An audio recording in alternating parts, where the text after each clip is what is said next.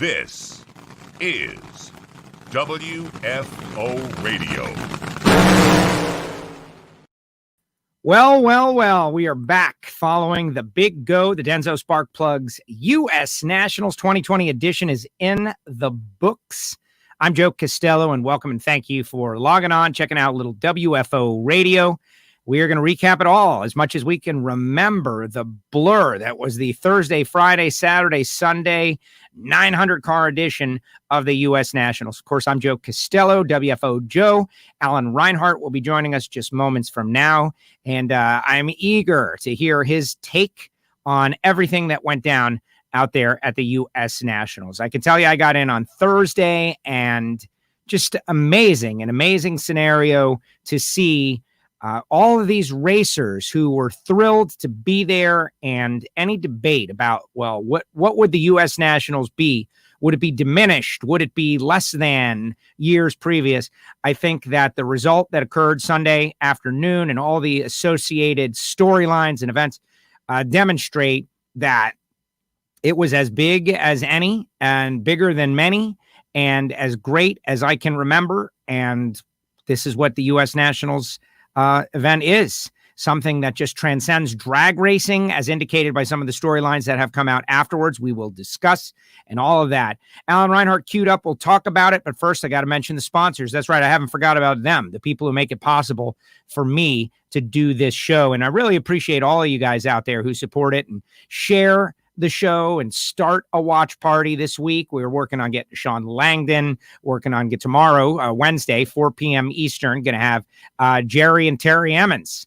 And Jerry wins it with a WFO Radio sticker on the car. And you know that if you win with a WFO Radio sticker on the car, you're definitely coming on the show. So it's going to be really excited. It's going to be excited, and I'm going to be excited. There's lots of excitement going on, and it's all thanks to these sponsors, folks like Total Seal Piston Rings. Speaking of WFO Radio stickers, Matt Hartford, Erica Enders, final round. Hartford comes up a little bit short, and obviously that's disappointing for that team. But Erica was one of those redemption stories. After the year before, we had Erica on before the race a couple of weeks ago to talk about just exactly this, that Erica was back for vengeance. And if you follow WFO Radio, you know, like that's what we try to do, is like feel the energy. But Matt Hartford, best race of the year by far, great driving, taking down Bo and Jason, pretty amazing, and great job for Total Seal Piston Rings. And you got to love that team because they are, against the world kind of deal, like small group against the world, having fun, rapscallions, if you will, and doing a great job. Total Seal Piston Rings will do a great job for you finding that hidden horsepower. In fact, scheduled to do a new episode a little bit later today. Hopefully you have heard the Tom Martino episode. Bottom line, Total Seal Piston Rings. Go to their new website. Check them out. Did a great job. Final round runner-up U.S. Nationals. Also, samtech.edu, the School of Automotive Machinist and Technology. And I know what you're thinking. Like, Joe, you created new graphics while you were at the big go. Yes, we're always working here at WFO Radio. That's Steve Brenwald Media. I told him, I was like, just watch the show and look at areas that can be improved and improve them. And he's doing it. And I love it. Total Seal, Factory Stock Showdown, Aaron Stanfield versus Mark Powick in the final round. Very exciting. Two guests that have been on our Factory Stock podcast. Spoke with Brian Massengill and saw a lot of people going by their booth tent out there because we need the next generation of machinists and race chiefs and all of this stuff.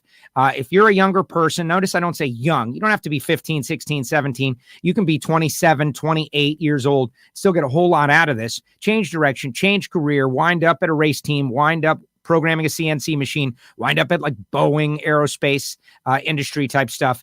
Go to samtech.edu. That's their website. Find out more information. Great job. Great event for those folks. Also, Frank Hawley's Drag Racing School, the Dragster Adventure, frankhawley.com. And I think about Fast Jack Beckman. You know, he's just to teach.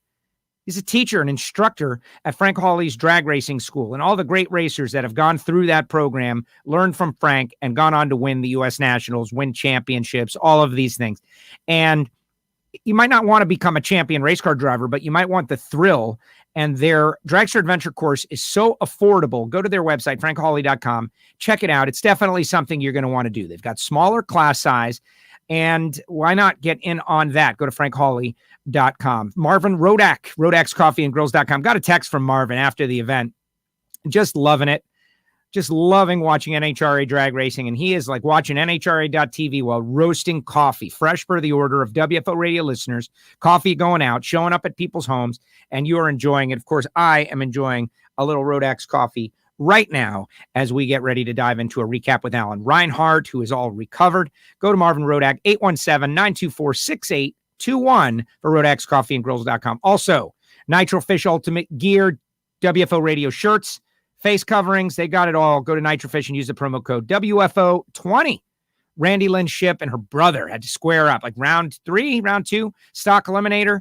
And, those are races that last a lifetime, the ones where you run your siblings and, one or the other is going to win and the rest is history. All right. Speaking of history, still thinking about all that it was. And he is back in Tucson, Arizona. We'll bring him on now, the voice of the NHRA, called The Action out there at Lucas Oil Raceway, Alan Reinhart. Alan, welcome back. How are you? I'm getting there. I, definitely needed a little voice recovery after that. I think I was more the voice of the gravel. I'm trying to remember what was the name of the gravel pit on the Flintstones.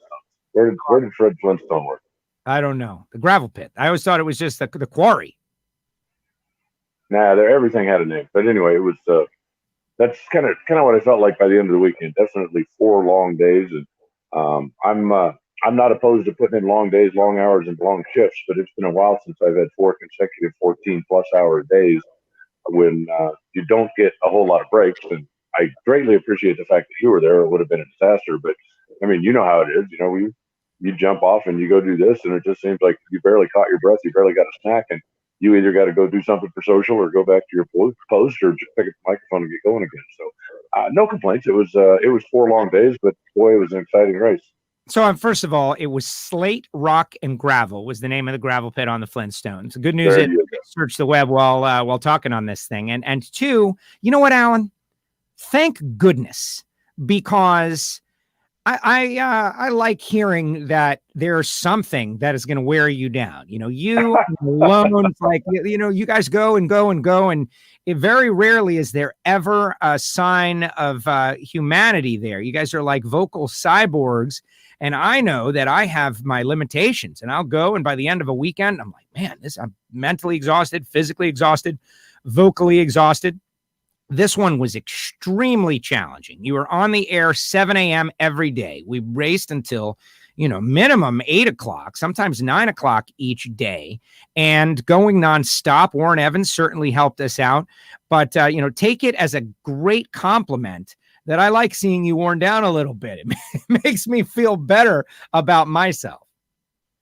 Well, I guess even a guy that runs marathons is going to, when you tell them, okay, you got to run 4 of them in a row, they're going to go, yeah, by the 4th one, when they get to mile number 103, it's going to be like, okay, I've had enough of this. But it's all part of it. You kind of condition yourself, and it's funny because people ask me all the time, it's like, how do you talk that much? It's what I do. I think your vocal cords are a muscle like anything else. If you ride bikes all the time, then you can ride bikes farther than most people and recover quicker than most people. And this is what I do. I talk all the time. So that doesn't mean that there's not a limit out there somewhere, but it's all good. All good.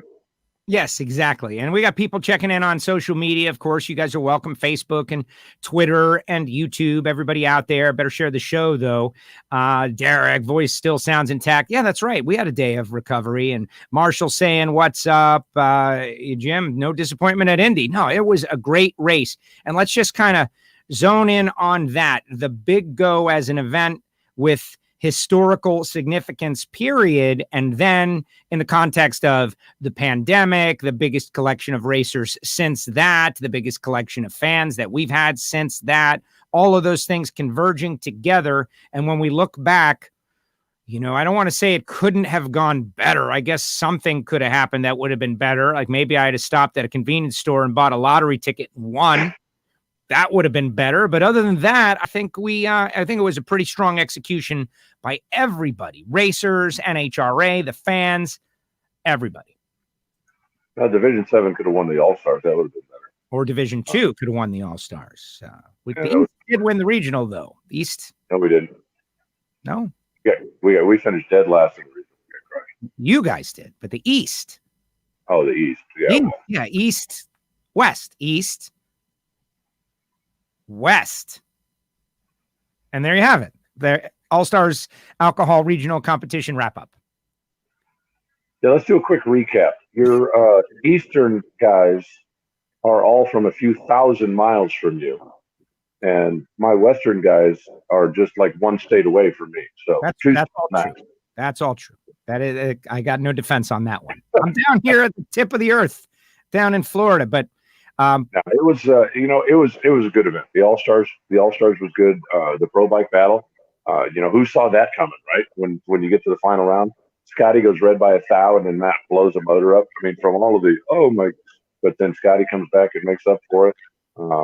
I thought, I really loved the Top Fuel final on Saturday night because I think you and I were pretty much in sync on that.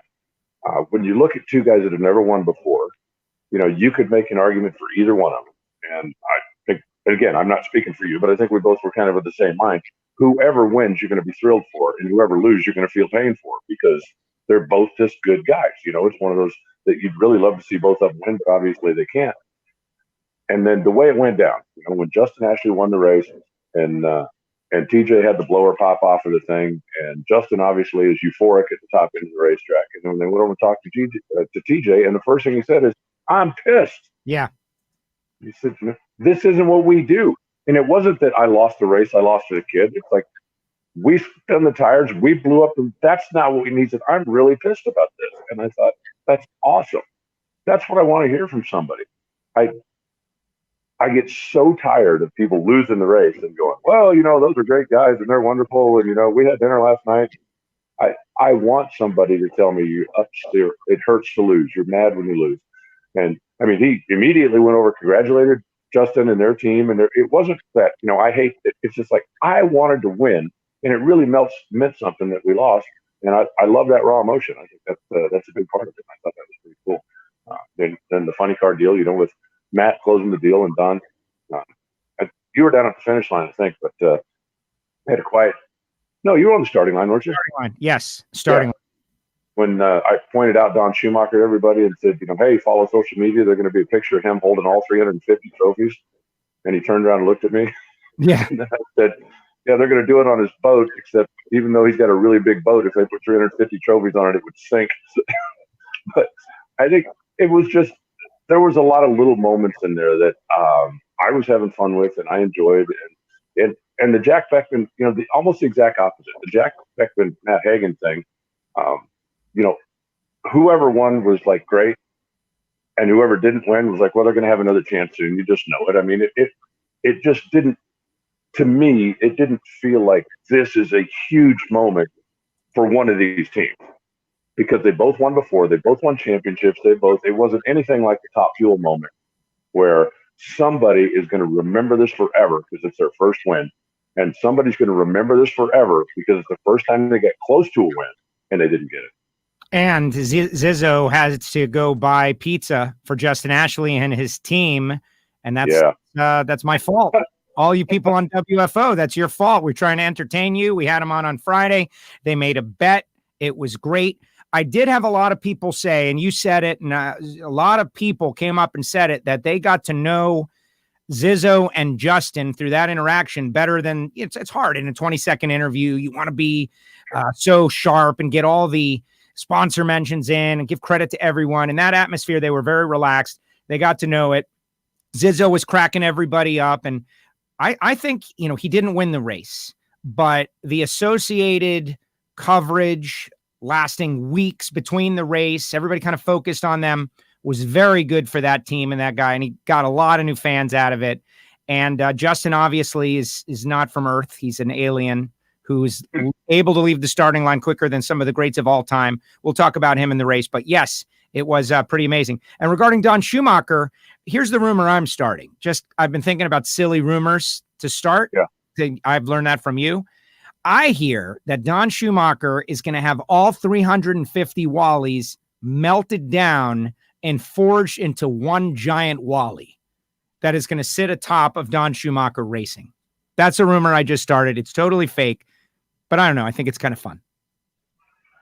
Trying to picture Wally with a red light on his head because it's close enough to the Eagle Creek Airport. There's no way that something that tall stand up there without having a red light on his head.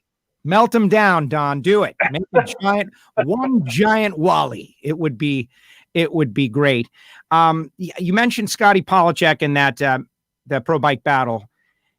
On our Patreon show, which I do a little show for the Patreons. These are people who basically subscribe to WFO for a couple of bucks a month. And I just wanted to put out somewhere that I had this feeling of energy for Scotty Polachek. And he got to the final round of the Pro Bike Battle and went red. And I was like, oh man, near miss, right? Like here's a guy who, Scotty and Sue's. Red by 1 thou. 1 thou. And that number, 1 thou. And that number comes up a couple of times. We'll talk about it later. But it's like they're such good people. They've been doing it for 10 years and coming so close and having big moments. And this sport can be cruel sometimes. And I was like, oh my gosh, are you doing this to this guy again? Really? And the answer is there was something better in addition lying ahead. And he goes out and wins the U.S. Nationals. Yeah, I don't think, in the final round, there weren't a whole lot of people rooting against him because, it's, like you said, he's such a good guy. And it's terrible that Susan couldn't be there to join him in the celebration, but, they're just very widely loved. They, wouldn't ever say a bad word about anybody. They're out there, they're enjoying themselves. They're doing what they want to do. And for all the success that Scotty's had over the years racing motorcycles and various other venues, he's just never been able to close the deal here. If you count 4-wide competition, that was 11 final rounds he'd been in without winning. If you don't count 4-wide, he still had been in 6 head-to-head final rounds and never won one. And then he ends up closing the deal there. So, to get your first win at the biggest race and do that, the whole thing was just pretty special. And he definitely had a good bike. I mean, he qualified number 1. He didn't back into it.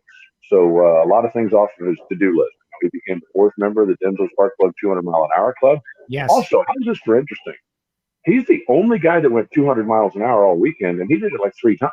Yes. Matt didn't do it. Eddie didn't do it. Junior didn't do it. They're the only other three that have ever done it, and nobody else did. There were some 199s out there, but I just thought, if there's anybody who was wondering if that was a fluke or if it wasn't. He had a really, really fast motorcycle, and was able to make it pay off on Sunday. And I'm thankful for that. I know Lisa from DENSO and everybody, they a lot of goodwill towards Pro Stock Motorcycle with that club, that 200-mile-per-hour club, but it's been going on for a long time. We've been carrying around that check on the top end for a while, and we were mentally prepared that maybe this would be the weekend, but for Scotty to go out there and get it and put his name in the history books, people do go back and look back at those things, like who was part of that, and to win the U.S. Nationals on the same weekend, solidify. You heard the interview I did with John Hall, who was also on a Matt Smith bike. So Matt Smith has really helped a couple of other, racers achieve their dreams with his prowess tuning bikes. But Scotty last year was kind of a nightmare the first half of the year. Then the tail end of the year, they came around. And then this year never really got started until now. But for him to be able to do that, John Hall said it just changed his life. It's an accomplishment that whenever he thinks about his drag racing career, that's it, the cornerstone of why he did it all. And it was worth it because of that. And now Scotty has that. And also, the season is not over and the bike is together. And he's going to be a force to be reckoned with because of what we always talk about. Now he knows how to win, whatever that was. Maybe it was a jitter. Maybe it was self-doubt. Maybe it was just bad luck going against him. That streak has been broken, and now he knows how to win. And we'll just see where it goes going forward. The next stop is Gainesville, which obviously is going to have the bikes on the menu because traditionally it's the season opener. This year it won't be. It'll be their 4th race, 3rd race, 4th race, whatever race. But, he doesn't have to wait long. There is a couple of weeks off before we go back down there. But the very next race on tour, he'll have the bikes out to be out there trying to double his win total. Exactly. E3 Spark Plugs Pro Modified. Just want to mention that and that it was a crazy and chaotic day. Crashed a couple of cars. Very unfortunate. Stevie Fast, Todd Tutterow, a rematch of that Gator Nationals final we were talking about a couple of years ago. One of the best. I guess that was last year. Was that last year? It was 2 years ago. 2 years ago. Wow, what a day of racing in Pro Modified. But in the end, Stevie Fast, the champ, this guy goes out and gets another U.S. Nationals. Yeah, it was terrible for both Chris Thorne and Steve Matusik. Matusik, who unveiled a brand new sponsor to kick off the weekend, and wanted to welcome them and show them, show them some good performance. And the car was fast, there's no doubt about it. But I always hate to see anybody tear their equipment up. Yeah. It's great to see both of the drivers that got out, walked away from the cars, and you'll be able to rebuild and come back into the day. But I hate to see anybody tear their equipment up. It was a crazy day. We saw, I think, the difference between the warm, humid air that we had seen earlier, and it was a little bit cooler. It was a little bit drier, even though humidity was on Sunday. But all of a sudden, the blower cars were kind of back in the mix, and it's almost like with the injected nitro versus blown alcohol cars in the Lucas series. As the weather conditions change, sometimes the favorites in the field change. But it was a little bit better blower weather, and the blower guys certainly took advantage of it, having two of them in the final. Yeah, and two of the great personalities, and Stevie coming back, engaging with the crowd, doing fun stuff. It was really cool just to go. We had a lot of people stay after the Mellow Yellow finals to see the Pro Mod final, and we're going to just keep blazing through it. One of the storylines, of course, you see the Nitro Ninja in the upper corner of our screen. And the love and appreciation for Dominic Lagana. Of course, I saw Jake Sanders out there with the Capco team, and I heard Richie Crampton was on the property. So many cars with Lagana Strong on the machine. Steve Torrance with the Nitro Ninja. We'll talk about that in Top Fuel. But that was a subtext of the whole event. Top to bottom, all classes, all categories.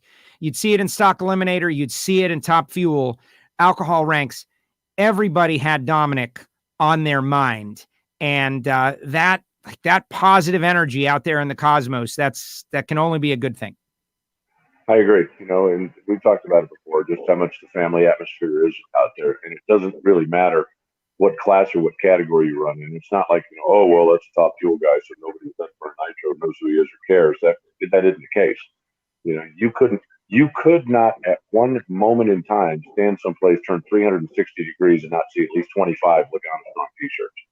Everybody had them. I mean, some of the teams actually wore them as starting line shirts instead of their normal team apparel because they wanted to come out and show their support. I couldn't imagine how many of them they sold out of Nitro Fish Trailer, but I'm guessing probably all they had are pretty darn close because every time I went by there, somebody was walking away with another one of those things. And, of course, obviously the proceeds from that are going to help the Lagana and family as well as Richie Crampton and everybody that's, having the extra bills and having to deal with this stuff. But no, it was very emotional. I actually never talked to Bobby all weekend long. There was a couple of times when I went by to see him and he was busy or he was doing something. And I thought, I have been in communication with him and I just wanted to let him concentrate on what he was concentrating on.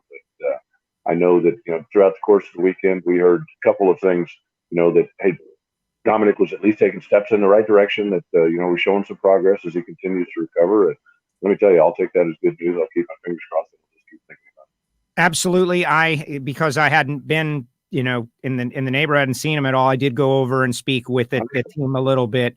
And, Bobby and Dominic and I, we all love the New York Yankees, right? So there's a lot of talk, instead of drag racing. Like, what do you talk drag racing all the time? It's kind of funny. It's not that it's work. It's not worse. It's just there's other things, right? And we all love the Yankees. They came on a happy hour show. And so I just wanted to go by and see them, Mama Kay, the whole team.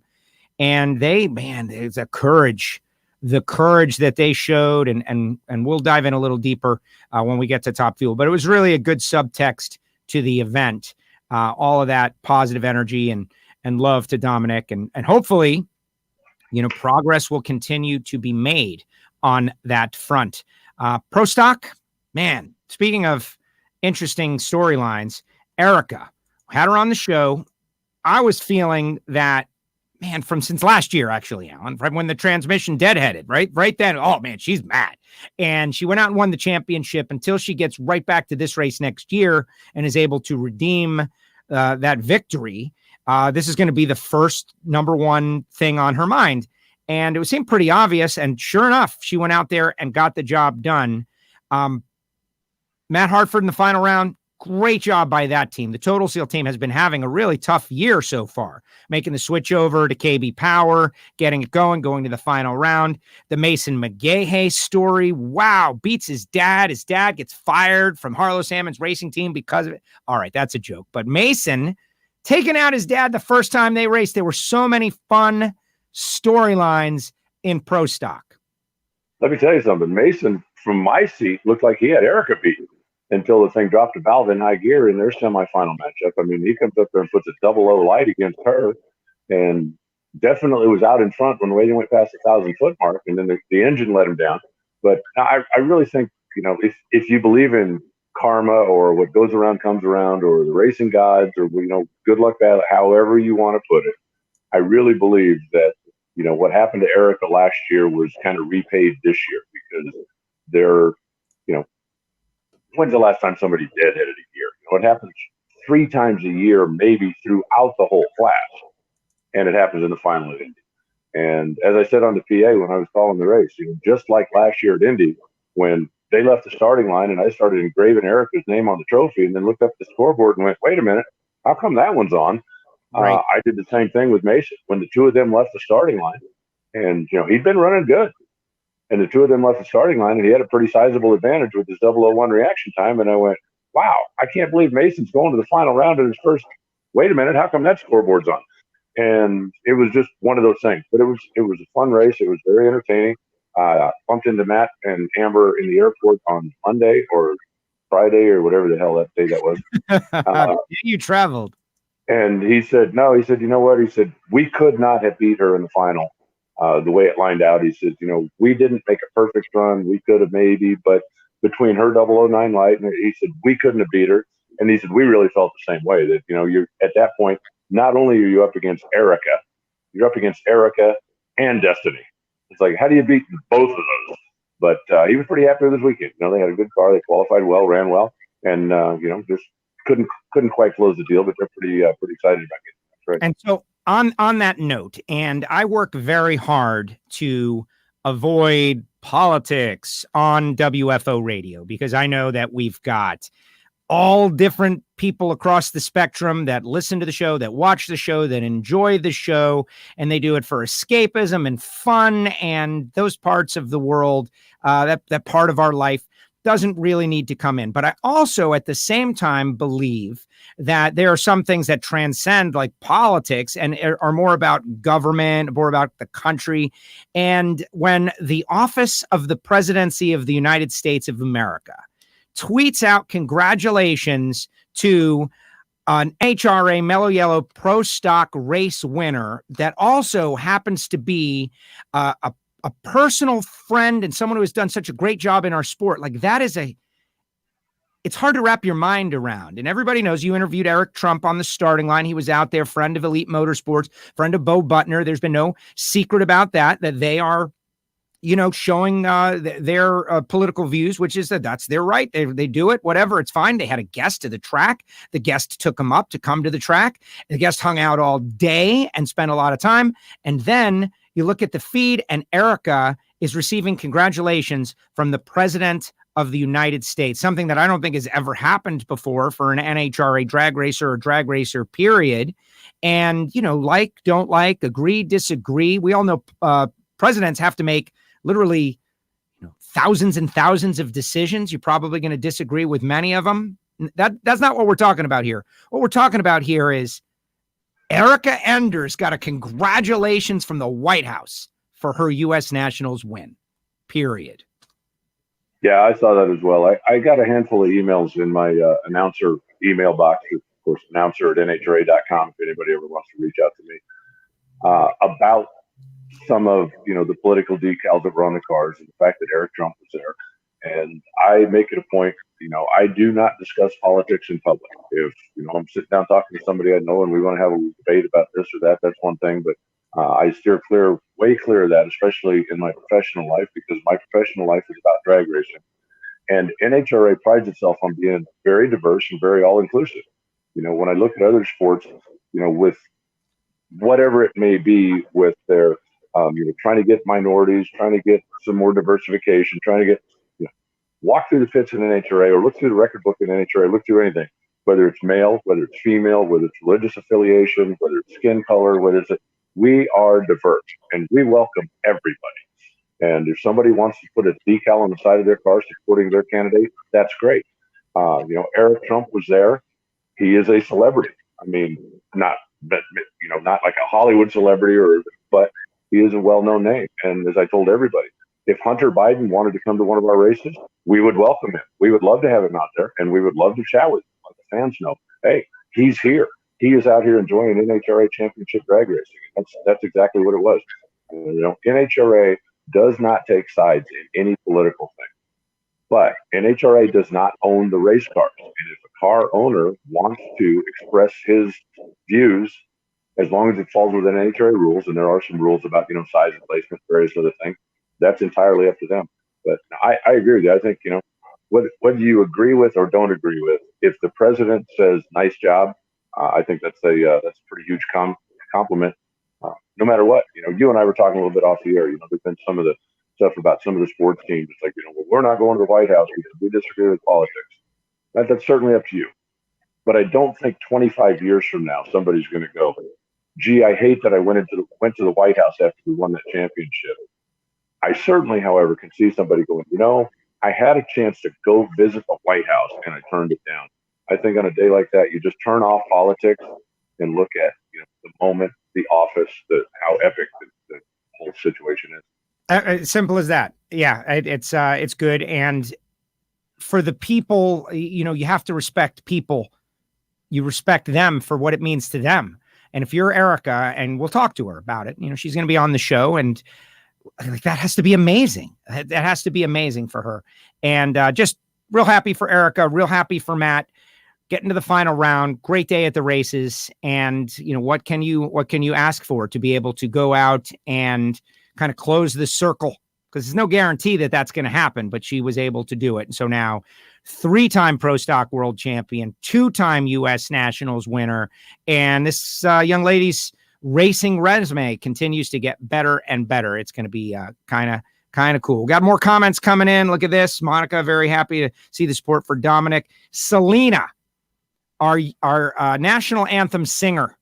I got to say, Selena, who is part of Matt Smith Racing, was one of the safety safari. I just want to say it in front of everybody. I told her personally, I love her rendition. It's a no-nonsense, straightforward, patriotic rendition of the national anthem, right? No carrying out the notes forever. Get down to business. Let's like cars. And I really appreciate it. She did a great job. Yeah, I've actually heard her sing before, and I went by and congratulated her on it as well. She definitely, there's a lot of voice in that lady. And the fact that, we took some extra time out to salute our safety safari and to salute all of the frontline and first responder people that were there. She is a critical care paramedic, among the other things that she does. So, that was just like one more element to the whole thing, that we are saluting these people. And, the lady singing the anthem is one of them that has a whole lot of extra talent besides just that. Such a love for drag racing too. Great job, Selena. Really awesome. And that's the thing about the weekend, right? Like we didn't get someone from The Voice to sing the national anthem. No, we had one of our own, someone who is talented, but goes out and works every day to help people for a living and just loves drag racing. And I think that so many things like that kind of fell into place on this given weekend. All right, let's talk about funny car. You had already mentioned the final round where Jack Beckman came up a little bit short in qualifying. Tommy Johnson Jr. was number 1, uncorking a couple of big runs in the 3 qualifying sessions. But in the end, it's J.R. Todd again. The kid's got a nose for the final round at Indy, and Fast Jack Beckman, JR takes down Hagan. Beckman takes down Wilkerson. Beckman got through Caps and got through Cruz. I was thinking it might be Wilkerson's day, but no, Fast Jack Beckman, and Beckman goes out there, wins the final round with a 390. Just a really strong day for Fast Jack, who alluded in his interview, like, I don't know what I'm going to be doing next year. I want to enjoy as much fun and celebration as is possible. And he and Erica shared the stage in 2015, and they do it again here, except there was no stage. Yeah, and, for those who don't know, it was announced last week, I believe, that the giving car program would come to an end this year. Doug Chandler has kept it going for the last 3 years, simply in memory of Terry, after she passed. It wasn't anything he was obligated to do, wasn't anything he had to do. He spent a lot of money to make this happen, and I'm grateful that we had the program as long as we did. But what Jack was talking about is simple, that they don't know at this time, how many funny car teams will be coming out of DSR, if they'll be able to find somebody to replace the Infinite Hero, to replace basically, not Infinite Hero, but to replace Doug Chandler, whether it is somebody else who wants to continue with the charity giving car program, or whether it's somebody that wants to come in and make it, a car for their business, a more traditional sponsorship where you've got a big corporation, but they just don't know. So, Jack obviously is a very deep thinker. And, I know that he's looking ahead and going, I don't know if I'm going to be driving a funny car next year or not, so I'm going to enjoy every second of it. But what'd you think of the double bulb in the final? Yeah. If that was intentional, I don't know. Well, as I said on the PA, and I really believe this, he apologized at the top end to JR. He says, hey, I rolled her in, because when you roll into pre-stage, you don't usually try to just crack the bulb. You want to go in and roll in a few more inches so that you're real close when you take your foot off the clutch and you're ready to go. And it occasionally happens. Sometimes it happens in qualifying, and somebody's not meaning to do it qualifying. But as I said on the PA, I said, I firmly believe Jack did that accidentally. I do not think that was part of the plan. I also know if I'm JR, I don't know that I believe that. Right. So make your own decision. But, hey, it's not against the rules. It's not a penalty in any way, shape, or form. It's just one of those things. And, JR's been around long enough. There's no way that really affected the race, in my mind. JR's been in the car long enough. I guarantee he pulled up with double bulb. Really? That's what you're going to do to me? And then he went, all right, fine, let's go through our routine. But, Jack made the better run in the final round, and that was it. It still wasn't a bad day for the DHL folks, but they didn't get it. Jack ended up runner-up the night before and ended up winning on Sunday. So, I don't know, maybe that's a little bit of a recovery for their team. He's the point leader now as we leave Indy and head to Gainesville. And I, for one, I love Indianapolis. I love the community. I love the people. I love the racetrack. I am so glad I'm going someplace else. Yeah, well, absolutely. I agree. And I can drive there. I'm happy about that too, Alan. So it's it's pretty crazy. Hey, on that note, someone has a question about about pulling the car back out of the beams after you stage, and the answer is no way. That's not legal. You can't physically pull the car back once staging is happening, and you wouldn't want to. That's yeah. I mean, they do it in pro stock all the time. So I don't know that it would be illegal. I've never seen anybody try to do it in funny car. When you've got the engine running in the car, I don't know that you'd even try. I think at that point, it's pretty much just let it go. Yeah. Well, and it worked out. Like, why would you do that? It clearly worked out for Fast Jack, and a big win for Fast Jack Beckman, who is, one of the good guys in the sport as well. But then again, we're fortunate to be in a sport where there aren't too many, bad guys. Like, I can't think of any. And in Top Fuel, Sean Langdon wins the day. Speaking of padding the racing resume, like, this guy has already got a lot going on for himself.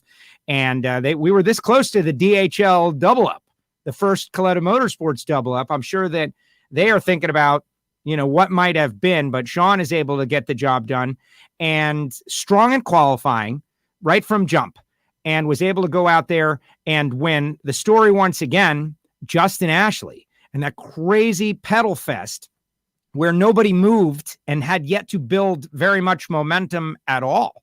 And so they had to hustle, and that's where Sean's experience, I think, shined a little bit on Justin, that he was able to get the car settled down and get it to the top end, setting up the final round against Leah. Sean and Leah, you said they don't send each other Christmas cards, I think is what you said. There's definitely well-known historic friction between the two. And to me, that added an element. That was great. If you're on the TV show, and I didn't get to the end of the TV show because it was prolonged because of the rain and everything. I missed out on my DVR. I don't have my DVR set to get like 2 hours after the original recording time. But that had to be a big topic. Like, these two, they are tooth and nail. They want to beat each other. And it worked out. It was very exciting. I do think two things. First off, both of them on the starting line really played straight up. There was no games. There was no hanging out. They both went up there to win the U.S. Nationals. And, you say it was almost a DHL double up. It was almost a DSR double up as well. Yes. When they get to that point of the day, because I guarantee you, if Leah wins the race, Connie is not happy at all. I got 2 cars to the final round, and I got beat by that guy both times. And I mean, not that they're going to throw rocks at each other. There's so much respect there. But when the super teams are racing head to head against each other, you're going to win some, you're going to lose some. You don't want to lose both U.S. Nationals finals to the same guy. That would really kind of get under your craw. Yeah. But it's funny. And when you talk to Sean, you should ask him about this, because I communicated with him a little bit yesterday and mentioned the Pedal Fest. And he said, I actually did a bad job and got a good result. He said, there have been times in tire smoking things when I really felt like I did a better job with the car, but I got beat. And it's a simple deal on that. It's, everything's kind of place and time. It just happened that it came by my way. And so I'll take it. He said, I'm not in any way, shape, form, or complaining. But he said, sometimes, you go out there and it smokes and you pedal and you do a good job and you get beat and everybody goes, that guy can't drive. And sometimes you go out there and he said, I almost crashed a car a couple of times, I felt like, and I felt like I was out of control and I really felt like I did a bad job. But the light came on and so everybody goes, that guy's the greatest driver in the history of NHRA. Wow. It's just right place, right time. I also, did you see that the snake kind of trolled him a little bit? No, I did not. What, on Twitter? Yeah, on Twitter, he said about the 015 light in the final, he's something about pulling that out of someplace. And, and Sean fired back. He said, hey, if you can't have your best light in the final of the U.S. Nationals, you shouldn't be driving one of these things. And Snake gave him, an attaboy at the end of it. But it's just, I think things like that are a big part of the whole, family atmosphere out here. The fact that, guys, if you're competing, if you're not competing, if you're a legend, Don the Snake taking a minute out of his day to just take a little playful jab at Sean Langdon, I thought there was a riot. And, that's just one of the things I appreciate about the sport. I don't know, and I guess I don't know is the thing, but I don't know, how many, retired MVP quarterbacks that won 8 Super Bowls would send a text or send a tweet to a guy just because he won a big game. And, in NHRA, the fact that our retired legends are still paying attention, still know what's going on, and still at least involved in some level, I thought was pretty cool. Yes. Yeah. Well, and Snake knows a good driver. He knows. And so if he's going to give a shot at somebody, it'll be Sean. And the word is we're trying to get Sean tomorrow, everybody, 4 p.m. Eastern time, Wednesday. We'll also have the Emmons brothers who were able to have success out there. And it was just a great event all around. And let's talk Justin Ashley a little bit, though. Okay. How? There you go. That's the question, Alan. How? How's he doing it? Relatively new program. Relatively new to the class. Guys like Antron and Torrance, they've worked a lot on their cars, on their fuel system, on everything to be able to be quick. And Justin Ashley just goes up there, 41, 39, and the 001 clearly is, a little luck, obviously anticipated it, came up green. But what is it? Is it just talent or his synapses running faster than everybody else? I think it's a little bit of everything. I think, one, he's young, he's enthusiastic. He doesn't have a lot of clutter. That's one of the things you learn when you go through Frank Hawley is, reactions don't slow down with age. They simply don't. If you're talking pure reaction time, and I hope Frank doesn't get mad at me for stealing one of his bits, but he said basically, if you took a 20-year-old guy and a 55-year-old guy and you stuck them both with a pen, the 55-year-old guy isn't going to react slower. Right? They're both going to go, hey, at the same time. That's reaction time. What happens is clutter. When you're 20 years old and you're driving a race car and you're just, well, this is awesome. And you're reacting to a visual stimulus or stimuli. When you see the light, you just go, okay. Now, when you're 55 years old and you're in the car and you're sitting up there, especially if you work on the car, gee, did I get the clutch right? Does something sound funny? Oh, I forgot to get something for my wife for the anniversary. You've got so much going on in your head that it takes longer for the signal to get through all the clutter. And that's why, there are some guys that have been around the sport that are still pretty good because they have learned to turn all of that stuff off and set it aside. When it's time to concentrate on this, we've got to concentrate on this. But, and I also think it's got something to do with Aaron Brooks. I think that if you look back historically, cars that he works on seem to be fairly quickly reacting. And whether it's, something he's doing, whether it's fuel, whether it's clutch, whether it's what, I don't know. But you do know that the reaction time for the car is a combination of the driver and the car, especially in a top fuel car, because once the driver sees the light, he's got to react and hit the pedal. Once the driver hits the pedal, the engine has to come up. Then the clutch has to start to engage. Then the tire wrinkles. I love the super slow-mo shots, when you see the tire wrinkle and squat, hit the wheelie bar. And all of this has happened before the car has moved forward. And so if you've got a way to speed the car up in that process, and we're not talking about half a second, we're talking about 2/100 of a second or half a hundredth of a second, it's going to show up on the reaction time. But the NHRA and Fox guys, if you haven't watched the whole thing yet, they did a comparison somewhere in the show, and I'm going to get this wrong. I just know I am. But I believe the ratio is something ridiculous. It's like during the course of the season, Justin Ashley has had like 28 reaction times under 40. The entire rest of the class has had 2. So you can't tell me it's a fluke. They are doing something, and Justin is certainly part of it. And I think Aaron is certainly part of it as well, because there was the classic, and this goes back to the Skoal Copenhagen days when Tommy Johnson and Ron Capps were both driving for the Snake. Right. And Capps was consistently better on the lights than Tommy was. Always, like 2 or 300s better, just constantly across the board.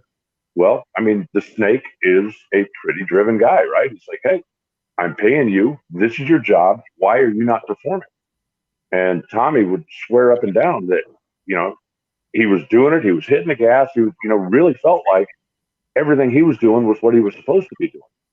And then they happened to race each other in qualifying Friday night. And this goes back to when digital cameras were starting to become a thing. And when digital cameras, the frame count or whatever it is in a digital camera is so much quicker that you could slow down and go dink, dink, dink, dink, and see what was actually going on. Well, the two of them are lined up together. They leave the starting line. Ron is 065 or whatever he is, and Tommy's 090. And, same thing, right? Why can't you do what he's doing? And they went back and they took the video and they put the thing up. Now, at the time, if I'm not mistaken, there was 5 frames and we're back to incandescent light bulbs too. There were 5 frames for the lights to come on, because when you hit an incandescent bulb, an LED bulb comes on instantly. An incandescent bulb comes on and then goes off. Now, it happens pretty quick, but that's why you see, that's a great shot with your tree behind you. You watch the glow come on and then the glow fade away. The glow comes on, the glow fades away. But on the digital camera, you could see the glow start, and then it gets brighter, and then it gets brighter, and you could see what was going on in the camera. So anyway, so the lights come down, and it's like click, click, click. Tommy's butterflies go up, click, click. Ron's butterflies go up, click. Ron's flames come up, click, click. Tommy's flames come up. Ron has a better reaction time than Tommy. Then Tommy went back and said, look, I hit the gas. The car's not moving. You guys need to figure out what's wrong with the car instead of yelling at the driver. And that was one of those moments where, it's like kind of an aha moment. Are you kidding me? Like, yeah, that's right. I would be, it's hard to not be a little cocky in a moment like that. Coming at me. Look at this. Frank Hawley's actually done a lot of research for that as well. That they have, at one point, they put sensors on a car that would sense the light, sense the driver movement, and then you figure in the reaction time, and you can go back and go, okay, well, it took the driver, 0.23 seconds to react to the light, but it took the car 3.4 seconds to react to the driver input. We should be able to speed that up. And a lot of that stuff is just to me, I mean, it's really interesting and really fascinating. No, it is. It is very interesting. And that's why, to say, oh, that driver can't get it done. Yeah, there's a lot going on. Hey, Steve mentioned something that I didn't mention to you, but I want to say it. Our first time winner in Pro Stock motorcycle thing that is happening, albeit interrupted by Angel for one race. Still, she ruined it. Yeah, she ruins it again. As usual, Angel ruined it. But Scotty Polachek, good point there, Steve. Keeping track of a storyline we've been talking about here on WFO radio. In the end, great race. Good for Leah. Point standings in Top Fuel. Doug continues to lead. Got beaten by Justin. Leah second. Steve third. 160 out. Leah's 50 out. And Justin Ashley 122 out. All of a sudden, I'm not, I don't know what his plans are for the rest of the year with the 5 races remaining, but if I was him, I'd be going to all of them. That's for sure. I haven't spoken to him or to Mike, but I would be willing to wager right now that they will. I think they were planning on doing 10 to 12 races, and that's about where we ended up now. They did bring on a new sponsor. The Manscaped Group has joined them now with their line of products, and I can't imagine that they're going to sit out. I think that at this point you have a legitimate shot, and you've got a car that's going rounds, and if you don't try, you'll always wonder what might have happened. You always wonder what might have happened. Exactly. And I think he might have said on our happy hour show that he was going to run them all, but I don't remember for reasons unknown to me at the moment. All right, let's talk about some of the other winners and massive performances out there. First of all, Megan Meyer in Top Alcohol Dragster, just shocking the world with the 509 and then backing it up 509 again, and then going out and winning the record. The significance of the Bill Reichert record, it goes back to 2007 at Houston. It's 2020, a 13-year-old record. They're going to have to change it in the National Dragster now for the first time in 13 years. That was a big deal. There was a different nitro percentage back then, and 98 back then. And also the cooling of the nitro limits. I don't know exactly what, some other limitations. But anyway, 13 years, Alan. And I know they've been knocking on the door. I think they went in 11. Yeah. But out of nowhere, here we go. Bang. Back-to-back 09s. How close did it come to not happening? I don't know. She won her first round race by 1,000th of a second. Yikes. And then in the second round went 509, and the third round went 509. If Joey Severance is 2 thou quicker, if Megan is 2 thou slower, if she doesn't do it, doesn't have a chance, it doesn't happen. And it just, it to me, again, I think that some of the stuff that these storylines, right? It's like, you got to be kidding me. That run was spectacular. But when you put it in perspective with the whole thing, it's like, seriously? I mean, and there's just so much that has to happen, so much that has to fall your way. Megan, obviously, she's a champion. She's going to retire at the end of the year. She announced that. She would love to go out as a champion. And right now they're looking like that, they're on a mission. And right now I don't see anybody really, I don't see anybody that can stop them. If they can keep a performance going like that, I don't see anybody can stop them. Oh, well, even in the final, Josh Hart left first by a lot. And she wasn't even on a full pass and still was able to drive around. That's a considerable performance advantage on the field. Whatever it is, this is one of those times where one team has found something and we don't know, exactly what it is, but they do. I think you mentioned it, like the 1509, you can think, well, who knows? Something. Oh, I guarantee you. I saw it on some of my social stuff and some of the others. Oh, yeah. Yeah, did it really do that? I mean, yeah, okay, it was late, it was dark. Let's see her do it again. Yeah, okay. Here it is again. Better. Now what? Now what? And on the final, I don't know for sure, but it looked like it probably nicked a valve or something. It didn't go off like a bomb. It certainly flashed out of one pipe. I would be stunned if it didn't like burn a valve or break an exhaust valve or do something like that closing in on the finish line. But the other thing to think about it, because I noticed like little stupid things. I don't think the car ever went over 280 miles an hour. And those cars, the Randy Meyer cars, have fairly regularly gone 285 miles an hour. Yes. So they have figured out something down low. Now, maybe it hurt them a little bit up top, or maybe they just haven't coupled it all together.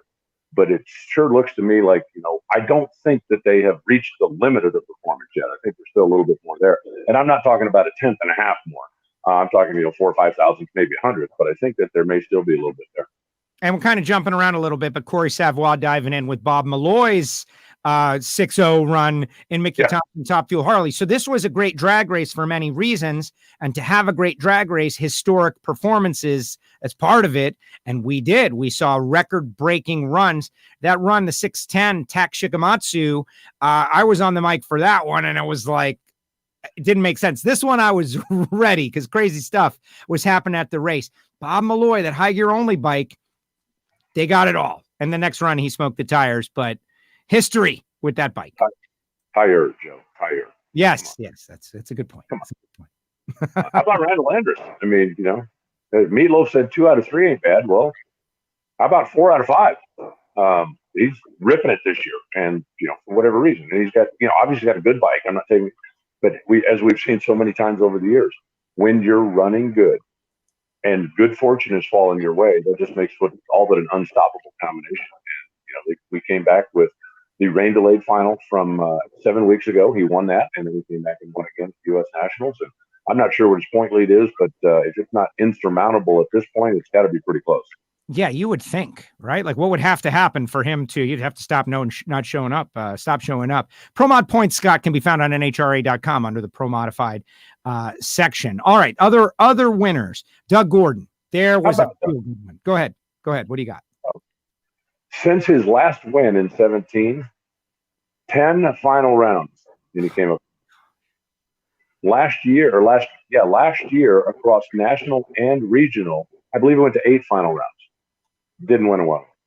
And they've won before, and they've obviously got a good car. But I think that this is going to be the crack in the dam. When I talked to Doug, just happened to see him in the airport on Monday too. That's a great place to debrief. Since there's no winner's circle, just go hang out at the airport, and everybody's going to come walking by here pretty soon. But he said we're on tour. We're going to all of them. We got a good car. We're pretty happy with the way things are. We think we got a shot at the points, and we're headed to Gainesville. Happy for them. They cracked the car last year. Like, they put together a new sponsor, new car, family racing, and you could be happy with a runner-up or two. But when you have that many in a row, it's got to get mental. Well, when you're going to all those finals, you got a good car, and it's the old NASCAR thing. We're running top 5 every week. Keep doing what you're doing, because at some point it's going to turn. It's going to start coming around your way. And I don't know if this is, the crack in the dam or not, but I really feel like it could be. They've got a really fast race car. And the other thing that is cool is, I don't know how well the team, but his 2 teenage daughters work on the car. And I don't mean make sandwiches but Maddie does the bottom end. Macy runs the valves, takes care of the top end. And their grandpa, or Doug's dad, and Rick do the clutch, and that's it. But it's just kind of cool that the guy's out there racing, with his 2 teenage daughters that are hands-on the car. They also have run juniors and run some other stuff, so they're going to be coming along one of these days into getting into a little bit bigger and faster stuff, I'm sure. But it's a great family team, and they're enjoying what they're doing, and right now they're having some success. Winning Indy is pretty special. It's the first time that he had won it. And just go back to the Top Fuel thing for 1 second, just because this popped in my head. And I couldn't find anybody that could confirm or deny, but I really believe it's the first time that both Top Fuel finalists had won Indy in the sportsman class.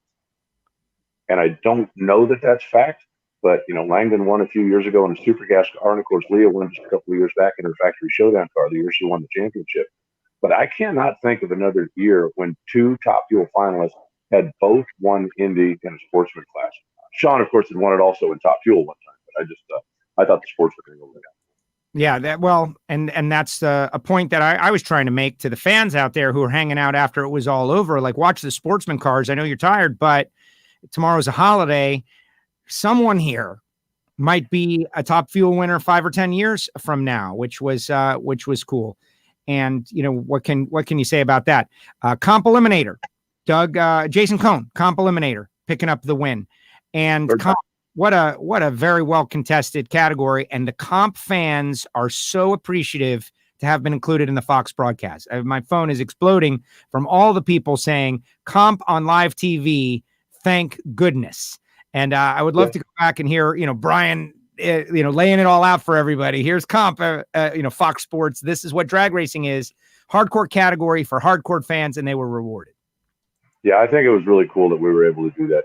Comp twice got called to the lanes and then had to go back, with the rainstorm one time. And I also think we need to give a big tip of the cap to the Fox people. Of course. On broadcast TV, not FS1, not FS2, not on broadcast TV. We had a 2-hour window for our show, and they stayed with us 4 hours and 27 minutes on broadcast TV. And, for all of the time some of the other networks bumped us for tiddlywinks or whatever it was, which of course angered our fans. I'm sure there were some annoyed people somewhere else, that wanted to know why their show wasn't on and why they had to watch drag racing. But after comp twice got called to the lanes, ready to race, and then had to go back, I think it was just so great that they had that opportunity to be on national TV. I think that makes up for it a little bit. The sportsmen sometimes get the feeling that, nobody cares or nobody, because they sometimes have to make adjustments to keep the pros on schedule, especially when we have a live TV window. And it was just really nice for them to be able to get something back when the something was that special. They showed that whole round of comp. They also showed an entire round of the alcohol dragster and alcohol funny cars on national television.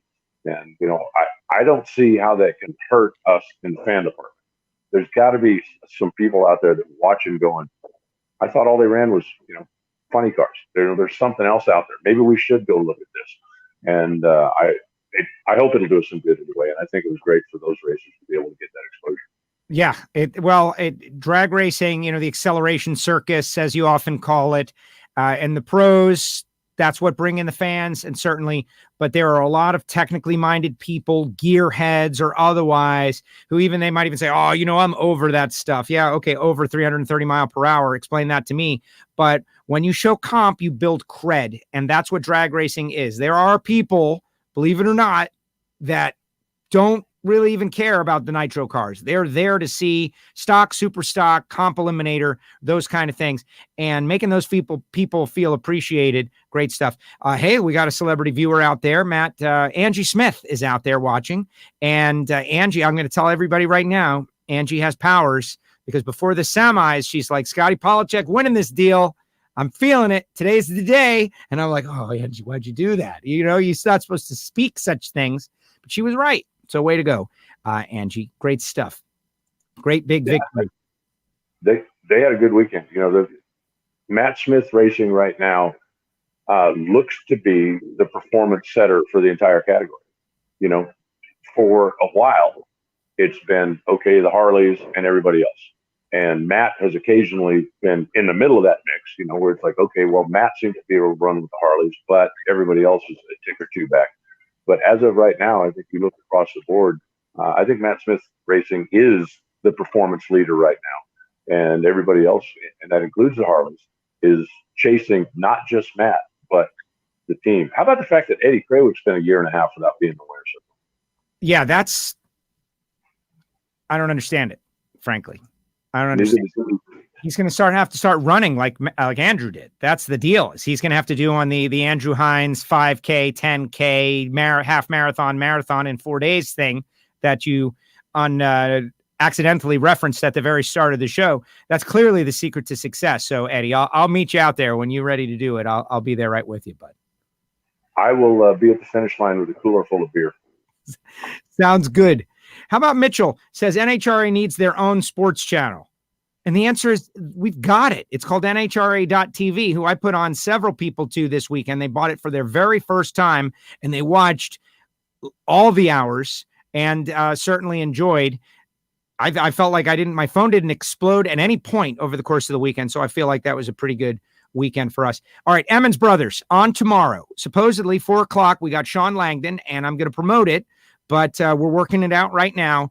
The Emmons Brothers, I am very confident that they're going to come on. Jerry sports a WFO radio sticker, won it in stock, Terry in super stock. And we had a question a long time ago in this feed about brothers winning the same U.S. Nationals. Has that happened before? Is that something you got off the top of your head? Not off the top of my head. I'm sure that it has, but not off the top of my head. It might have been the Emmons boys, to tell you the truth. I'd have to go look, but I would be willing to bet the Coughlins have done it. There might be another one in there someplace, but I'm pretty sure that it has happened. I don't have it at my fingertips. Right. Well, they had a great day at the racetrack, and it was a tough day because what you said. Since you brought that up, I'm going to throw this out to the listeners. Maybe somebody else. I kind of batted it around in the press room between the PR people about pro stock, father and son racing each other heads up in elimination. The Gliddens have done it. The Johnsons have done it. The Grays have done it. And now the McGahays have done it. And I can't think of another father and son combination that has raced heads up on race day. You can Troy Sr. and Troy Jr. are both raced in pro stock. They never raced each other on race day. David Nickens and Bo Nickens both raced in pro stock. Even the Quadras, they're all competing at the same time. But as of right now, Fernando has never raced one of his sons on race day in pro stock. And I couldn't think of, another, those four. I couldn't think of another one. If somebody's got one, shoot me an email, announcer@nhra.com, and I'll add you to the list. And pro stock only is what you're. Right. Yeah. Right. Interesting. All right. We'll put our heads together. So the Emmons doing well. Super Comp, Troy Williams Jr. This was a weird one for me because you know that Troy and Gary Williams, their parents managed DeSoto Memorial, which is the Bradenton drag strip now. And when I was at my peak of bracket racing in the mid 90s, ages ago, another century ago, we're all young people. We would go over to Bradenton and they would come over to here, and we forged a relationship and a friendship that has endured till now. They kept racing, of course, and I went off into this career. Big mistake. But Troy has now always been a talented race car driver, but never chased Wallies because it was always that big money bracket racing. And for people that don't understand, it's a formula. Like you can run like 2 or 3 or 4 bracket races in a weekend, and you can really only run one NHRA national event in the weekend. So it's a choice to go chase money instead of glory. But now that Troy works for FTI Performance Transmissions as sales manager, FTI is really expanding, very big. It's good for Troy to be out there racing. So he's been looking really good in the national points and comes out to the U.S. Nationals. It just gets ugly on everybody. The other side of the ladder, Jerron Settles, the Flying Airbrush, who joined us on the show, and we're showing Jerron's art. He's at his first ever U.S. Nationals. We're following the Jerron story. They meet in the final round, and it was just really crazy to see how it all goes down. Jerron breaks out by 1,000th. There's 1,000 coming back together 45 minutes later. 1,000th of 1 second. Troy only 157 mile per hour. So you know what happened there. And, somebody's got to win. Somebody's got to lose. So Troy Williams wins the big go. Yeah, I think Troy's got the quad caliper top fuel brakes on that thing because you talk about shoving in reverse. Holy smokes. He did that a couple of times. But one of the things about Troy, if you watch him race and you pay attention, because a lot of guys have tendencies, they'll know, okay, Joe's always holding forward and he's going to dump. Or, okay, Alan always sets dead on and he's going to do this. Troy looks like he does something different every time. Yeah. It's like he goes down there one time, takes the stripe, 184 miles an hour, comes back the next time, doesn't take the stripe, 162 miles an hour. And it really changes your game when you're looking at how do I set up for this guy. And that's one of the things that the guys, when guys that are that good, when they start racing each other, then they got to start, trying to figure out, okay, what can I do that he's not going to expect? Or how can I set up where I can confuse her into this or that? And, sometimes it works, sometimes it doesn't. But, yeah, Troy, and I don't know Troy well. I think I've said hi to him a couple of times. But I know his reputation long before he came to NHRA. And at this point, you're cutting the light and driving the stripe is what you're doing. And it really doesn't matter if you're trying to do it 8-mile race and dialed in, 360, or if you're trying to do it quarter-mile racing, 360, 460, or if you're trying to do it quarter-mile racing and, you're doing a throttle stop and then doing it down at the other end. You still have to cut the light, and then you've got to make the right decision at the stripe. And if you learn how to do that, you can do it anywhere. And I feel badly for Jerron. I texted with him this morning. He told me he was set up 9 fast against Troy in the final, holding 9 in the final. And apparently the two of them talked down at the stripe, and he starts, scrubbing speed right off the throttle stop, goes down there and it breaks out by 1 thou. He got rid of all of 9, but 1 thou broke out. And obviously Troy, parked it on him. That's gonna stay with him forever. He's like, yeah, this is gonna stay with him forever.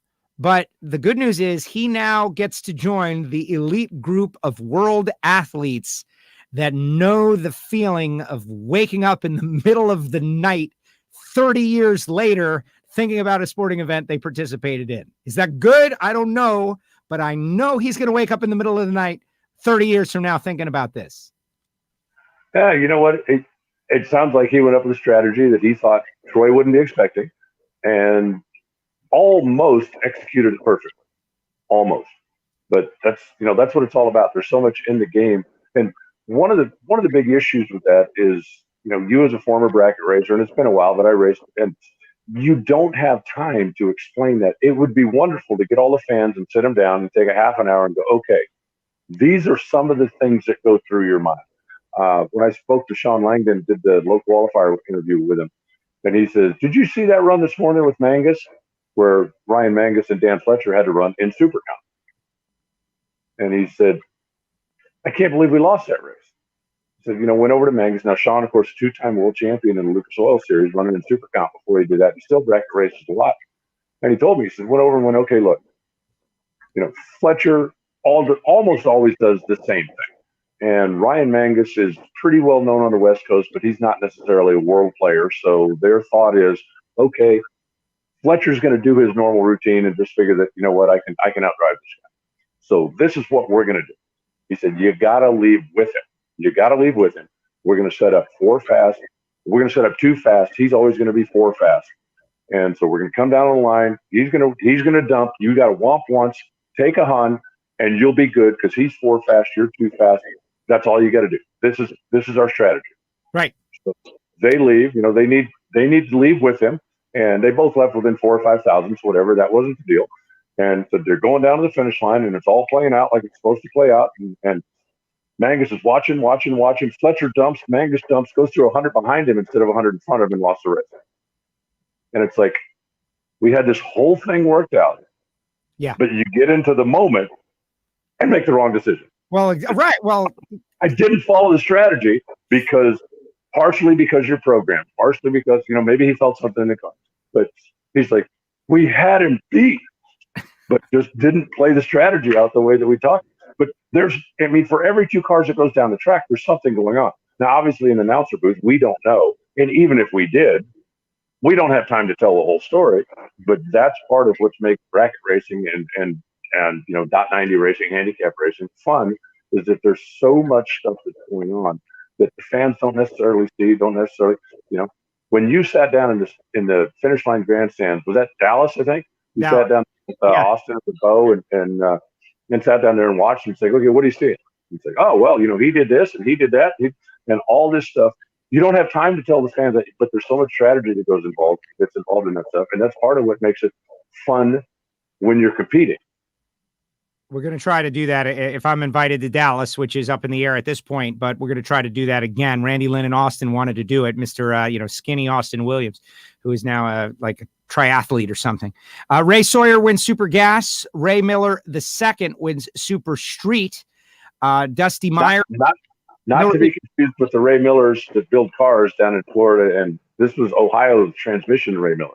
Right. Just, right.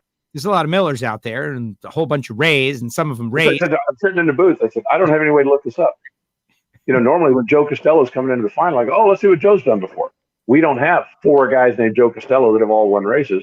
But if I punch in Ray Miller, it'd be like when Don Nichols won Dallas a couple of years ago. And I punch up, I'm like, wow, can't believe I haven't heard of this guy. He's been to 14 final rounds. But, computer don't lie. Yeah. And then when I talked to him later, he goes, dude, it's only my 2nd final round ever. He says, I love what you said, make me a hero, but my computer's never wrong. So then I go in and find out when I punch in Don Nichols, it gets Don Nichols as well as Don Nichols' son. Oh, and there it is. Yeah, right. That makes sense. It's just missing a couple of letters at the end. Speaking of reverse throttle stops. So Ray wins in Super Street. Dusty Meyer, who is Megan Meyer's cousin. I misinformed you on that. Sorry about that. Danny Nelson wins in Top Dragster. And that was a big deal for the reigning champ, Danny Nelson, who credits his success to having his eyes done. Had some minor cataracts in there, had them removed, and now this guy is back just crushing it. And we mentioned Stevie Fast and Randall Andrus. Factory Stock Showdown, Aaron Stanfield. I was happy for Aaron. A first-time winner. He's done so much. He's had such great success, but hadn't won in the showdown, and now he has. Yeah, and beating Mark Pauk in the final round. That was something, too. Don Schumacher had cars in 3 different categories out there competing and had cars in the final of all 3 of them. It was kind of interesting to me. Now, part of it, I think, is because it wasn't ever blistering hot, right? I mean, the high temperature all weekend was, 84 maybe? and we had some cloud cover most of the weekend, or at least some wispy stuff that kept the track from getting too hot, so that the showdown cars, spinning the tires and pedal fests, there weren't a whole lot of them out there. The guys were able to show off the kind of power they were making, and it ended up being the number 1 and 2 qualifiers in the final round, and number 1 outrun number 2. So, when you've got that many cars and that many days and that many stuff, it's just kind of interesting to me that you would still end up with the 2 best in qualifying fighting about the final. But no, I think that's great for Aaron. Again, racing family, racing lineage, and a kid that has a lot of knowledge. And, you talk about Samtech being one of the sponsors of your show. When you go into the Factory Stock Showdown program over at Stanfield Racing Engines, Aaron runs that. And I believe they've got 3 guys over there that are Samtech graduates that work in the shop now. And there literally is a career out there for you if that's something you want to do. This is not a service announcement for Samtech.edu. No, it is not, but I'll put up the banner anyway. And they know it and they appreciate it. And it's great for that team too. They put a lot of effort in, but we got to figure out a way to get the Cobra Jets back. Just one out there was not enough. We got to figure out. Dodge has announced a new car. We'll see how it all goes. And since this is a long show, Alan, I appreciate you donating your time. I just want to say the names of the folks that got it done in the Jegs All-Stars. Sure. Trevor Larson in Super Comp Slate was in for the double up late in the going. Ray Drew wins top alcohol funny car, but a tip of the cap. I'm not wearing one, but if I had one, I would tip it to Dan Pomponio. My goodness. He was crushing the tree, winning on hole shots left and right all weekend long. Really had a great weekend. Pretty amazing stuff. Chris Teese, Kyle Rizzoli, Jeremy Mason, who is our reigning champ, Jackie Frick, Craig Bourgeois, Cody Weber, all getting it done in the Jegs All-Stars. Alan Firestone getting it done in the Jegs All-Stars. So a lot of happy people at the conclusion of this weekend.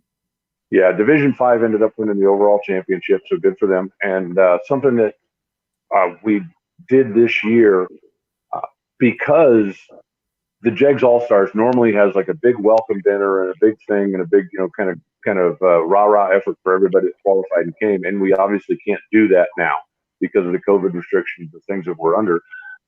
That money was taken and put into a prize pool, certificates and various things that, you could win for having the best reaction time, or you could win for having the best, the closest margin at the stripe, or you could win. Actually, one of the things that was in there was hole shots for alcohol drivers. So Pomponio was going to take home some of that. And they also decided, let's see what they think about MVP for the winning team. And Trevor Larson was voted that by Division 5. They now have won 3 championships in the Jegs All-Stars, and Trevor's been on all 3 teams. So they decided he's their lucky charm. Well, correct me if I'm wrong, because my memory is only so good, but wasn't there a time not long ago that Division 5 was like the weak sister that everybody kicked around, and they hadn't won anything, and they were like lame, and they like Trevor Larson's the Tom Brady of Division 5. He shows up there, he starts racing, they're winning All-Stars left and right, MVPs. That whole division should be thanking him and appreciating him, because they hadn't won anything till he came around. Not to give him all the credit, but he gets it all. He gets all credit. All right, so there you have it. All right, and finally, everybody else just rides his coattails. Steve Yannis, Dodge Hemi Challenge. Jimmy Daniels did not win 4 in a row. He did go a long way in the eliminator, though, down to 4 cars, if memory serves me right. But Steve Yannis wins the Dodge Hemi Challenge, and that's always a great program. That's part of Indy, and hopefully it carries on forever. Just hearing Herb McCandless do his thing is really worth it. But wow, what a great race. And that, I believe, is all the results for the U.S. National. Yep, it was a good one. Now we got a couple of weeks off before we got to pack up and head towards Gainesville and finish that one up. Yes, exactly. No, how is that going to go?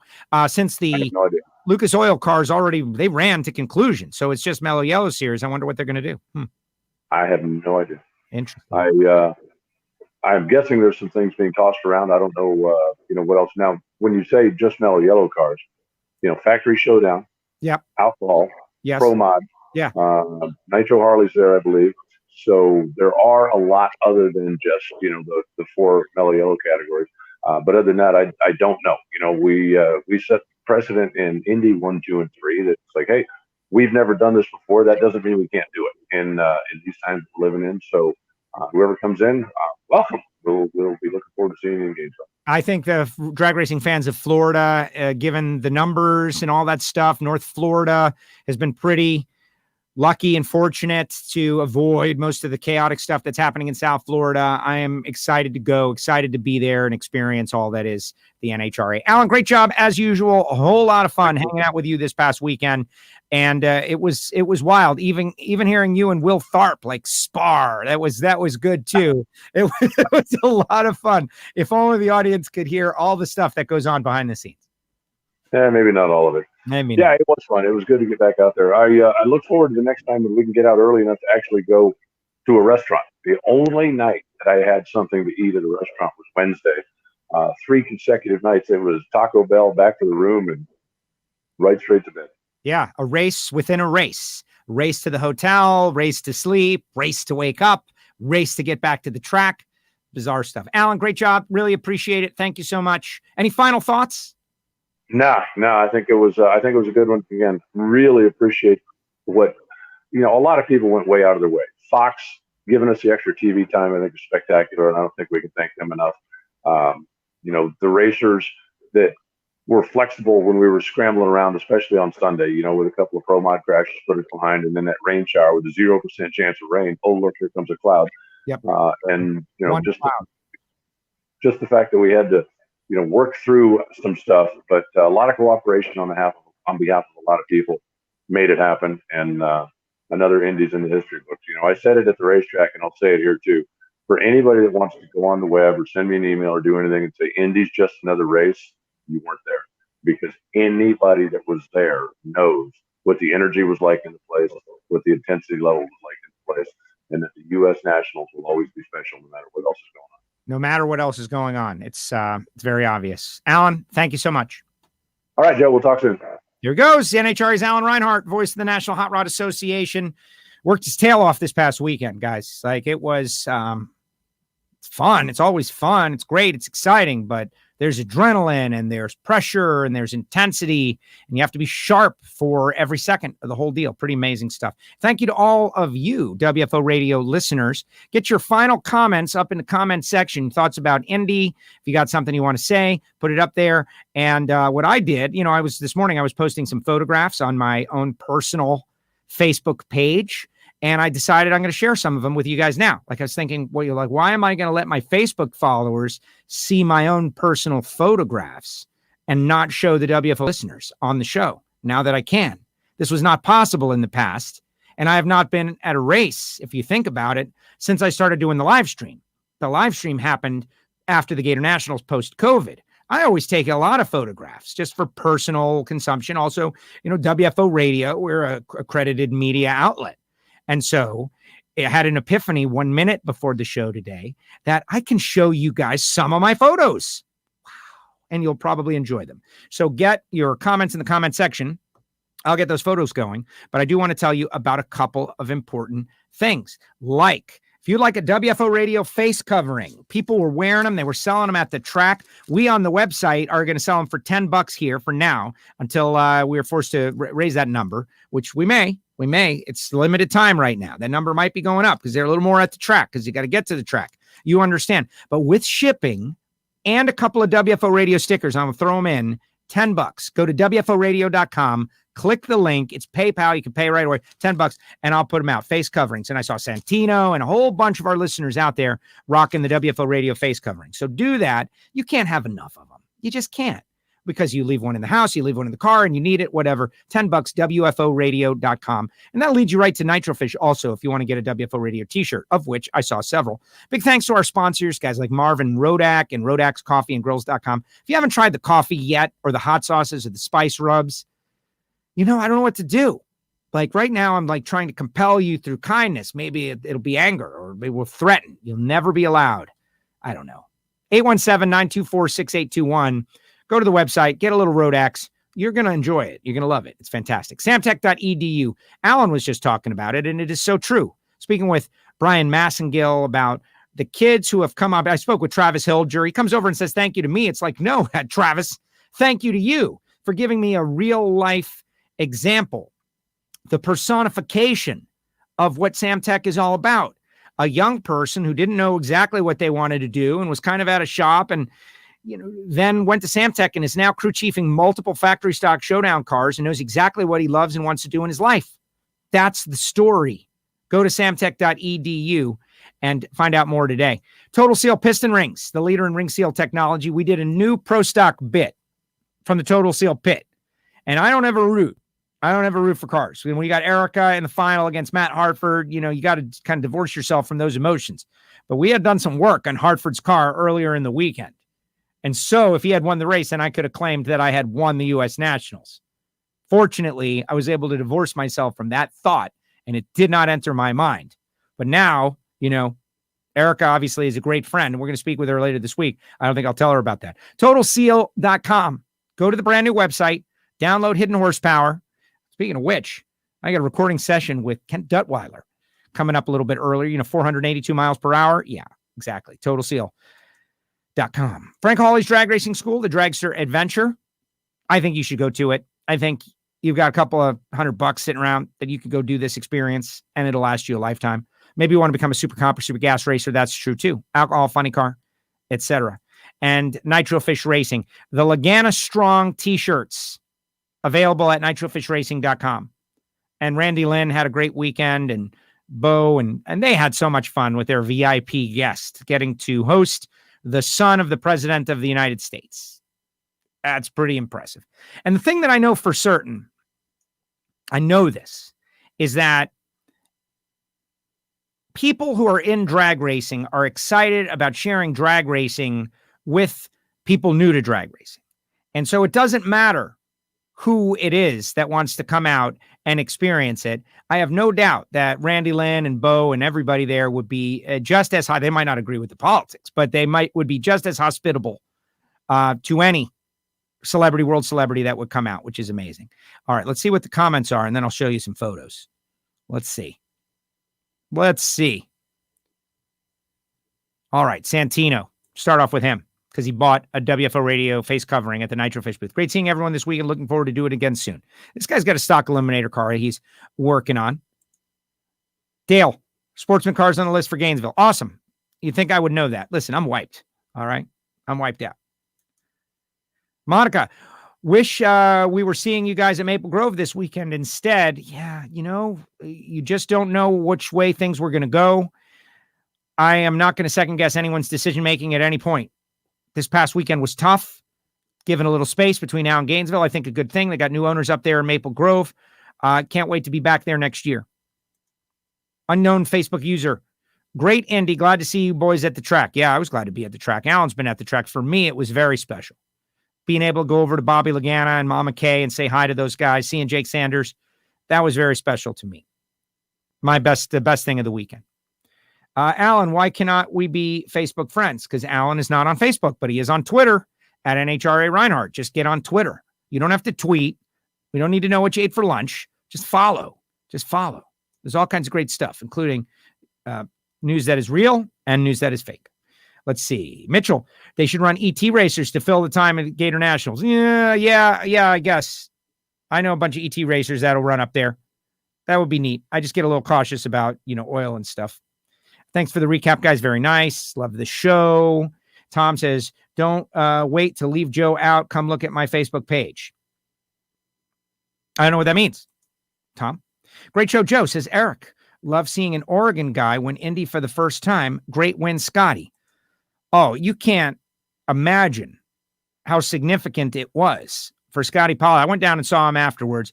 And the monkey, that evil monkey. First, the monkey was battling John Force, and he was tormenting poor John. And then, all the while, the monkey was tormenting Scotty. And then the monkey was tormenting Angel. But Scotty had been dealing with this monkey for 10 years. The monkey that's on your back, right? That everybody references, got the monkey off my back. That poor monkey only knows the negative side of him. But this is going to be a breakout for Scotty Polachek. And I not that my life experience is anything similar to Scotty's, but I think I runnered up at my first 4 races before I won anything. And my friend Robert used to call me Joe, the eternal runner-up, because I'd runner up. And I just, red light or try not to red light or just trying to make it happen. And can't make it happen. And I think I run it up 3 or 4 or maybe 5 times before I actually ever won a race. So thinking about Scotty going to all these final rounds, 10 years of racing, coming up short for a million different reasons, to know now what lies ahead for him. John Force, same situation. I think it was like 10 runner-ups, 11 runner-ups for Force before he broke through, and look what he did. Scotty's got a quick and fast bike, and the monkey is gone, and watch for Scotty Polachek to do great things. And if you've never competed, you just don't understand. There's no way you can understand. You just go out there and do the same thing. Yeah, it's not the same. Not. And then once you win, winning becomes much easier because you've done it before. You realize what to do. That's just not explainable. Can't explain. Nitro Dave, what's up? Agree. Lagana strong. Just hoping for positive information. Corey Savoy says the face coverings are very comfortable. So you're getting some real live feedback. What if you don't have PayPal? You can pay with your credit card through PayPal, man. Yeah, just pay with your credit card through PayPal. You cannot insert cash into your mobile device or your computer. We have not figured out the cash slot yet. Scott says Hidden Horsepower is an awesome podcast. I'm 3 episodes from being caught up. Good. We got more episodes ready to drop. How about the Patriotic Pro Mods and Erica Enders? Been discussed many, many times in great and extensive detail, James, and we will continue. Awesome. Brian Lone's call of the Top Fuel Pedal Fest was incredible. Too bad my DVR cut it off because of the rain delay and I did not get it. Someone said that I appeared on one of the Fox shows this weekend. What you guys may not understand is that I was invited to be a part of the Fox broadcast team for the first time ever this past weekend. I got to do top-end interviews for the JEGS All-Stars. It was a big and major milestone for me. I tried really hard not to trip over myself and ruin it. I feel like I did not do anything that was horrifically wrong. We'll see in the future. But yeah, the understanding of what all goes on behind the scenes has increased 1,000-fold, and I appreciate it. And yeah, Brian is as good as you can be in that position. Monica. Got our Lagana Strong t-shirts together. Facebook user. I've become anonymous to Joe. Ha. Yeah, and you still are. Sign in or watch on the Facebook page instead of the Facebook group. Fantastic show today. Thank you very much, Mitchell. We're going to bring donuts to Elite on Motors for Saturday. Come get a few. Yeah, of course. 401 cars entered for Gainesville. Way to go, Steve, the official track photographer. Steve Brenwald Media. Yeah, this was a long show. All right, here are the photos. No more comments. Please. Let's see what we got. All right, first up. Johnny Lindbergh's car. The call that to me was most important was Johnny beating Sean Bellemere. Johnny Lindbergh making the final round. Is this Johnny or is this Brian Haug? I don't know. Anyway, I'm still going to tell you about my story about Johnny Lindbergh in that they almost didn't qualify. And then they snuck in 16th. And now they got to go up against the champ, 2-time back-to-back champ. And Johnny's a 2-time back-to-back champ. And there's this emotional extra stuff to winning and qualifying. And it was just a great race decided by a thou. Amazing. No offense to Sean Bellemere, but Johnny Lindbergh winning that race was part of the energy of the Lagana Strong movement. And so, great stuff. McNeil Freeman, sporting the WFO radio decals. Jerry Ammons has got one. McNeil's got one. We tried to do a sequel to the McNeil Freeman Attention in the Pits. This guy is a great guy doing it for the love. Simple as that. He's got his white super comp car out there. Great to see McNeil. This is the beautiful sunrise off the back of the tower. As the sun is coming up, we're getting there in pitch darkness. And it's just something I like to record. I'm big into the nature in addition to race cars. These two guys, Bobby Bennett from Competition Plus and Jock, both beat COVID, both back at the track, both great friends. And just to see them together, like these are guys who there was no guarantee that we were ever going to see them again. And we get to see them together and enjoying racing together. It's awesome stuff. Casey Miles, Casey, stock eliminator racer, clutch car, and local bracket racer. Casey was one of like 3 racers on the property that I have raced to and lost to. Troy Williams being one, Casey being another, and I forget who the third was. So, there's still a connection. to my, ancient racing career there. Casey did get beaten, but it was great that he made the race as an alternate.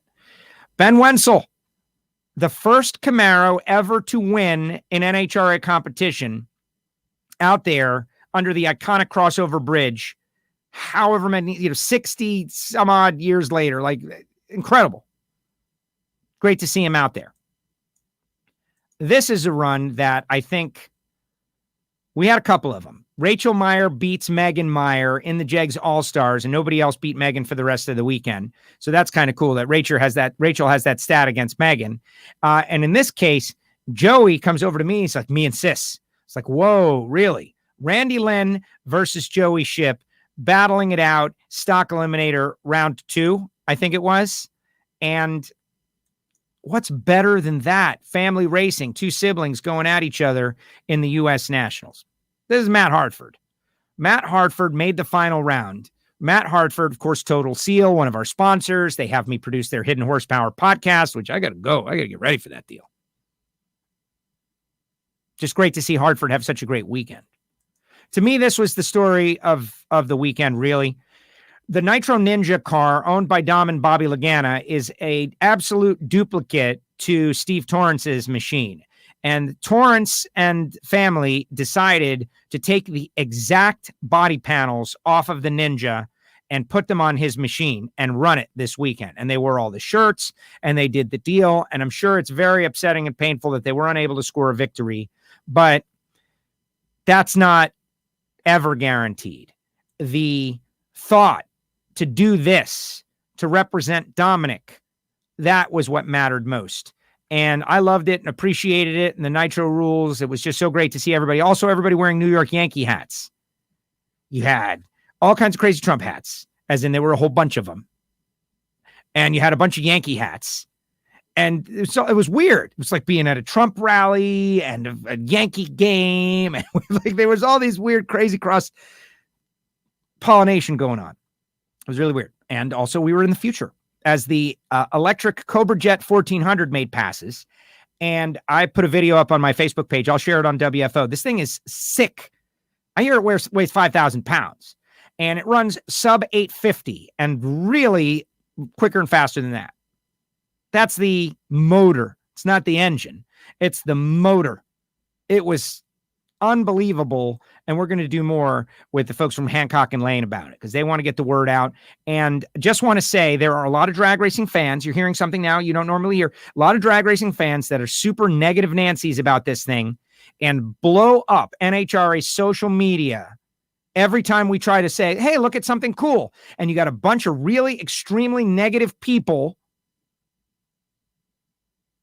who just, for whatever reason, can't accept that new technology comes around and want to puke negativity at NHRA social media accounts for promoting something cool. And you people have problems. And if this was the Patreon show, I would tell you what I really thought. And that's what the Patreons pay for.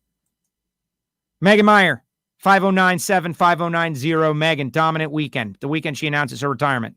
Coming back from an unbelievable run and winning the race. Bob Malloy, 609. Get you some of that. Opie. Wow. Aaron Stanfield. First win, Factory Stock Showdown. Janik Brothers did a great job. And, of course, the Factory Stock Showdown cars were just mental. Loved it. All you Cobra Jet racers, we got to figure out how to get you guys back. I don't know what it is. The Black Hammer. And Jerron Settles. Oh, there's the run.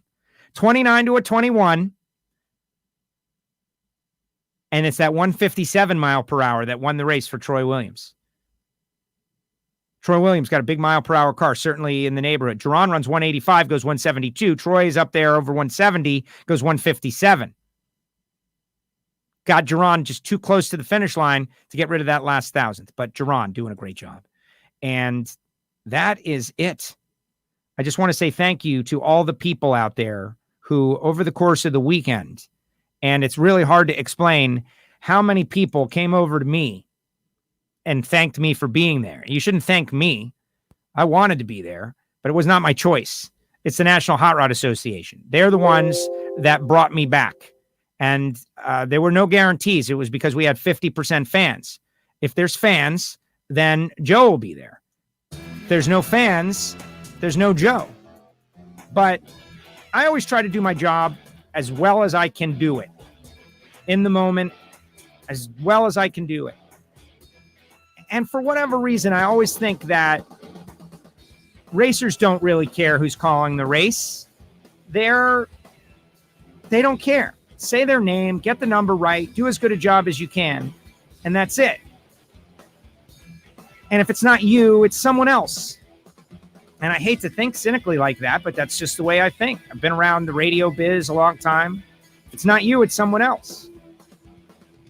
This weekend, for the first time ever, I think a little bit differently about that, because so many people stopped me and said that they were happy I was back, that it was making a difference for their enjoyment of the event, that they appreciated something silly that I do or stupid that I do that's different than anyone else. You know, the idea that people notice or care. And I'm sure there was a bunch of people that hated the fact that I was back, didn't bother to say anything to me, because that would have been mean and rude. Yeah, Joe. But anyway, thank you. Thank you for that. It was really special. And I always look at every national event, honestly, again, cynical. It's me, the radio guy coming out. Every event is my last event. Every one is my last event. There is no next event. Everyone is my last event, because you just don't know when it's going to be. And if this is my last event, I appreciated it a lot. I love it too. Also, that's why I have WFO, because the day that it is my last event, I'll still have this. And that is all. All right, everybody, I'm going to do Hidden Horsepower. Keith Jones from Total Seal. We'll see you next time right here on WFO Radio. Thanks, Alan. See you tomorrow, 4 p.m. Sean Langdon and the Emmons Brothers.